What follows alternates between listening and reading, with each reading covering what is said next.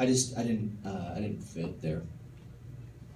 It's a nice place. The weather is fantastic. I mean, it's great. It's fantastic, but I couldn't live there because it was just full of like boobies and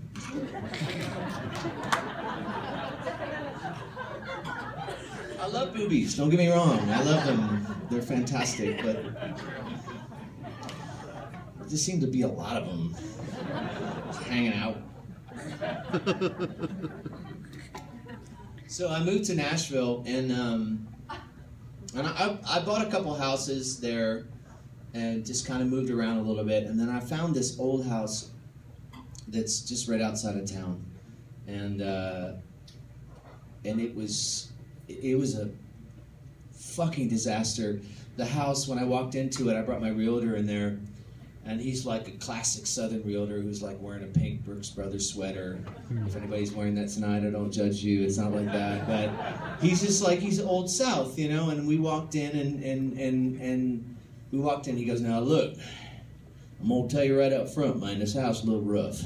I was like, "Okay, that's fine, man. You know, I love it." He goes, "But it's an 1818 Federal. It's exactly what you wanted, and we'll just go and check it out." So we drive up the driveway. And there it is, like it just appeared. And I was like, oh my gosh, this is awesome. And we walk into the living room, and there's a deer standing in the fucking living room. And he jumped back, he went, "Oh, sweet Jesus." And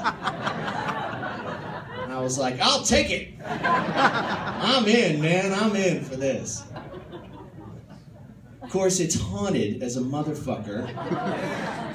But that's okay, because there's such a great vibe to the house that it doesn't bother me, you know. But sometimes I think about it when I go to sleep at night, and I was trying to figure out a way that, like, it's like they're stuck. There's two people who are in the house, and they're like, "Oh my God, this guy is fucking crazy," but I'm not. I promise you. No, that's not true. I am crazy, but this is not crazy. But like there's a guy who built the wood part of the house. He built it in 1861, right before he left for the war. And in Nashville, there's only one war, so that's how we refer to it, the war. People are like, "You talking about the Second World War or the Gulf War?" No, the war.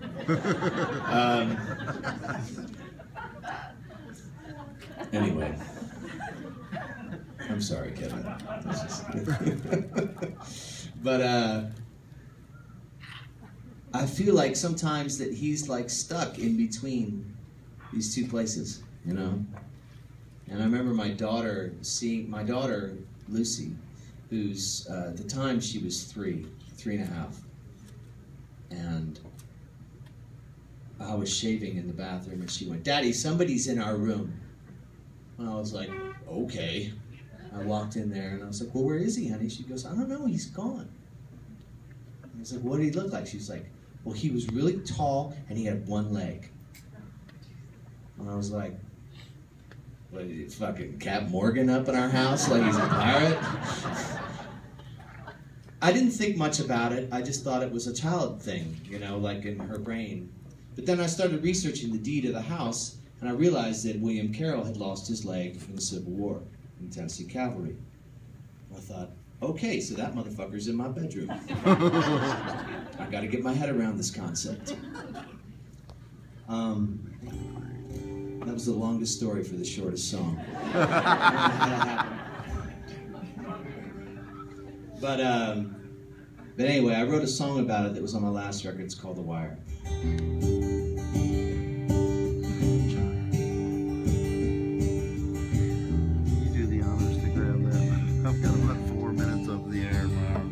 Is the ghost not the echo? Is the host not the shadow? Is the view from the window like before?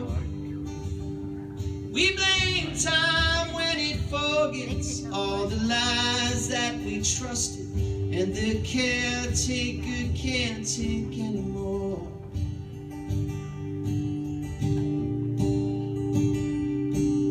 So good night, rest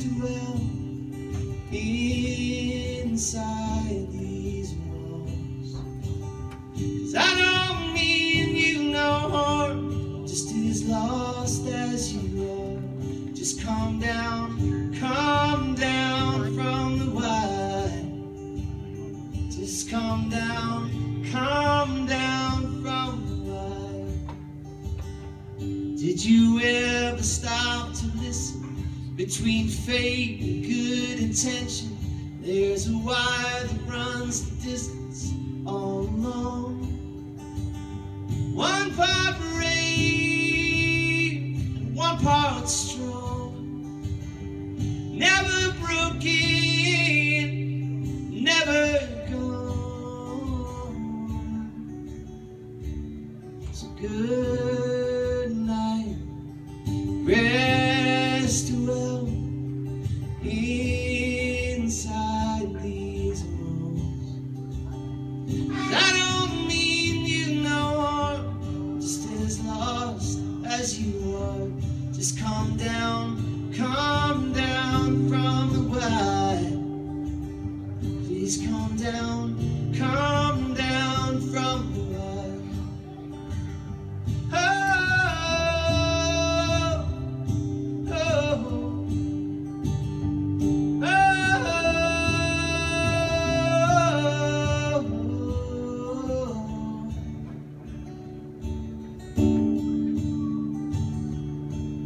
so good night, rest well inside my walls. 'Cause I don't mean you no harm, just as lost as you are. Just come down from the wide. Reaching out from the wide. Please come down from